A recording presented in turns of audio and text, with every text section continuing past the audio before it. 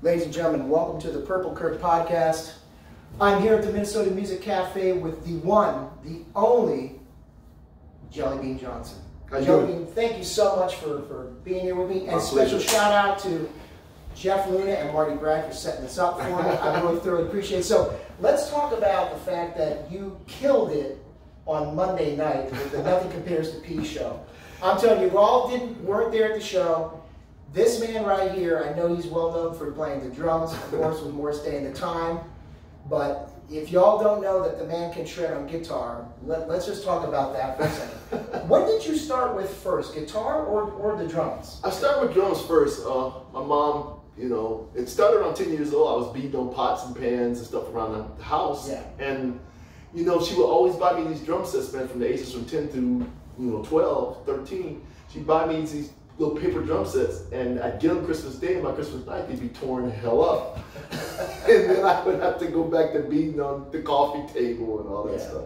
So basically, when I turned 13, she finally got me a drum set that I couldn't, they had heads on it that I couldn't destroy. What was your first drum set? Do you remember the brand? Or it wasn't name brand. It was something along them lines, but I remember it was Blue Sparkle. It didn't have a hi-hat. It was a snare and maybe a tom and a bass drum.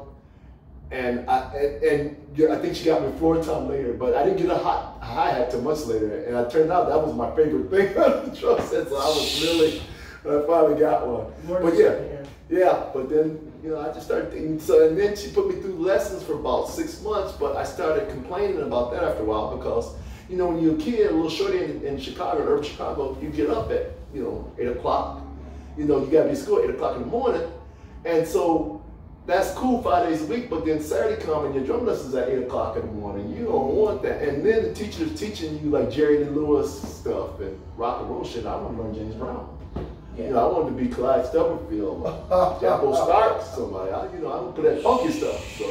So but I eventually talked her out of it, and I started teaching myself. And she would buy me any record. My mom was a music connoisseur thing. God bless her. And so I put my ear to the stereo, and then I would go downstairs and practice it. I learned it. So the guitar came when? The guitar came around. Let me tell you a little story about the guitar. The guitar came when I was turning about 14, 15 years old. We had a cousin on my stepdad's side that stayed with us. He was having problems at home with his mom, so they sent him to us. And my mom and stepdad were like that. And so he just moved in. He was an extended family. He moved in with me. And he brought his guitar with him.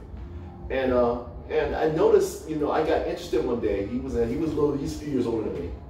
And since he was around the house for about a year, he wasn't playing it. So I started picking it up, and I didn't know what the hell I was doing. I just started messing around with it and everything.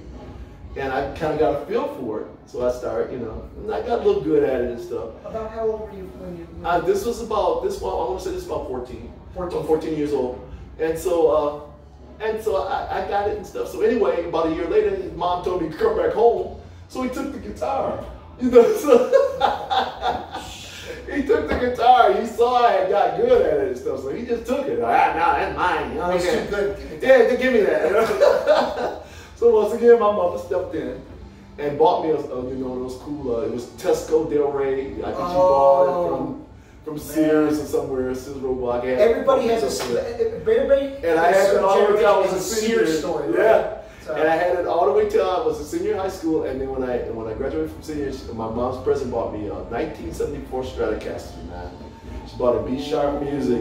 And I kick myself to this day that I traded it. I used it on the song Criticized for Alexander O'Neal. I traded it, man. It would be worth thousands of dollars. Jeff will tell you. Anybody out there in eBay have it? Send his phone over this. Jeff will tell you I got over 100 guitars at home stuff, but I've given up so many cool ass guitars over the years. I traded that I wish I still had, and that's one of them. Oh, 1974 Stratocaster, big head stop. Sounded great, man, and I didn't know what I had, So. But you cut your teeth, and I've had you on before when we talked about your history moving from Chi-Town to Minneapolis because your mom was keeping you away from the gangs. We're starting to call and the door and said, "Hey, where's your son?" Yeah. So you're a North Side boy through and through. Yes, I am. And that's where, and for so many of the musicians of this era that started, y'all met in each of those neighborhoods. Then there was the Way. It's the Way. The Way played a big part in our development, including Prince. And starting around 13, 14 years old, you know, we would go there, and you know, it's just a great environment, man. You know, it was always some music or some kind of activity going, and it helped keep us out the streets doing crazy shit. Because remember, you had a lot of unrest going on. It was the 68, 69. You know, they had burnt a lot of shit up over north and all that. There was a lot of strikes and stress, you know, going on. But it gave us hope as kids, you know. And I went through all the Black Panther stuff and all that, you know. But it was about music, man, and the Way always, you know, nurtured that. You know? And you know, with the Minneapolis Sound Museum that you and your partner in crime, Marty Bragg, are trying to start out with,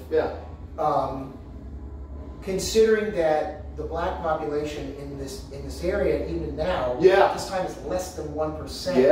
And the fact that you know, Andrew Swenson talks about what you read the forward for in your book, You've Got to Be Something. That in order to get even any attention in clubs, integrated mixed clubs or anything like that, you had to be more on your A game. You had to be more. This fierce competition because so few of you got to play. Exactly. And you would see the bands, and it might be one or two. If it was two of us in a band, that was good.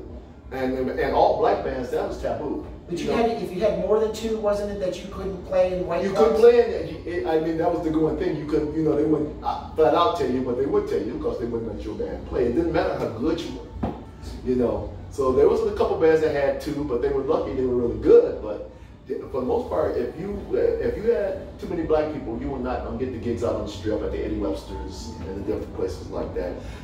Flight Time, we were a great band at 15, 16 years old, but we were doing, you know, like sororities and private shit, private shows, Thunderbird Hotel, and all that kind of stuff, you know. But we couldn't play the clubs. You couldn't play like King Solomon's Mines. We couldn't play that. Couldn't play that place. No, there's too many of us. Were you aware that was that place around that was around? That was around that time. The Moby Dicks, all them kind of places, the Establishment, all those kind of places. The local legions, you know, all those places had places that you could play, but you know, it was hard to get, you know, in those places, man, in nightclubs. And we did play the Flame Bar one time. That's how I got the name Jellybean, because the owner didn't know, you know, that we were underage. He didn't really care. He was shady, and you had funk on one side and country on the other. And so we got in there for like a week and stuff. Country funk. Now there'd be a. Oh, I know, that was crazy, man. Downtown Nicollet, man. I was telling Nicollet, we were playing in there. We were kids, you know. You got to realize we're still teenagers, and so we was in there and hardly nobody, about 2 or 3 people in there, but we were just happy to be playing and stuff. But we, you know, we was messing around. We weren't taking it seriously because there wasn't nobody in there. And we got off the stage, man, and we, you know, we had been up there and we knew we sounded bad and stuff. And our drum player said, "Damn, man, we sound bad." He said, "We sound like a bunch of jelly beans." And he looked at me and said, "Jellybean Johnson." Well, why you? Just because he looked at you? He just looked at me and it just came out like that, bro. And so I don't know where he got the money from. The next day he came and he brought a T-shirt, and it had a caption of a vulture sitting on a thing, and it had Jellybean underneath it. So, and I've been Jellybean ever since, man. So we're carrying the legacy forward with this Minnesota Minneapolis Sound Museum that you're trying to get going. And it's all about getting the capital. I'm going to have a link at the bottom of this video that if you want to donate to that, you know, you can do that. And it's MPLS Sound Museum.com. That's it. Okay. And we're just trying to, you know, I want to have another place for all the other musicians that came up here, you know, besides Prince. You know, Prince has Paisley, we got the Historical Society out there, but we don't have nothing on the north side where where all this began. And then we have our problems over there, just like any major city. We got the gun violence, we got the teenagers clowning and other stuff. And my family really, you know, especially Marty, she really was adamant about, you know, you need to do this over there. Because of course I'm worried about, you know, I don't know if people are gonna come over there and all that. But when I think about it, she's right. Even with all the problems and stuff, this is where we all grew up at. And this is where Prince, he buried his trade over there, Andre Small, all of us, Morris Day, all of us. And so, it makes sense for it to be there. In that typical where it all started. That's where it all started. So. It's not like they're going to move Hitsville, USA out of Detroit because it's not like they're going to move 2300 Jackson Street out of Gary, Indiana, just because it happened to be the murder capital of the world at one point when they were kids. It brings positivity. It brings positivity back to that area, and that's what we're trying to do. I probably think I was just, me and my manager Jeff, we so tired and stuff. But actually last night before I fell asleep, I watched this thing about Magic Johnson, and after he got out, and he started becoming this businessman, he did the Magic Theaters, and he put them in the hood in L.A. And so he met with all the gangbangers. All the gangbangers, man, and he talked about it. He said he met up with them and told them, say, dude, I'm putting this theater here. This is for everybody in the community.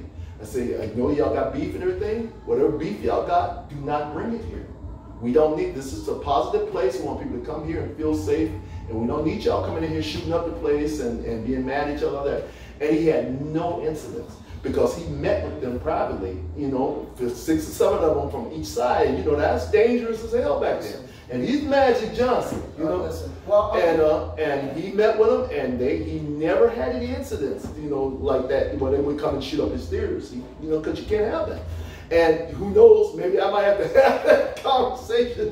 Who knows, but I'm trying to tell them the same thing. This is for the public, it's for the people over here, this positivity. We want to create jobs and have a safe place for people to come and visit from all over the world, and we don't need the drama. We don't want the drama.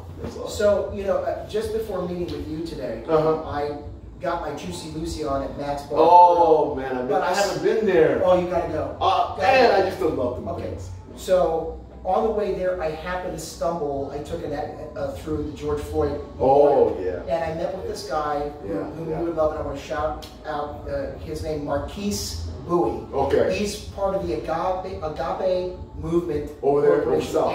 And he's trying to. He says he's trying to put the neighbors back in the hood. That's taking the street energy into positive energy. Exactly. And what he's doing in that neighborhood. And I've noticed they have the memorial garden and everything. Oh, yes. He saw I was from out of town. Yeah, You're not from around here. And people from all the world have been down and seen the thing. Yeah, they got the whole graveyard there. Well, it's amazing how they did that.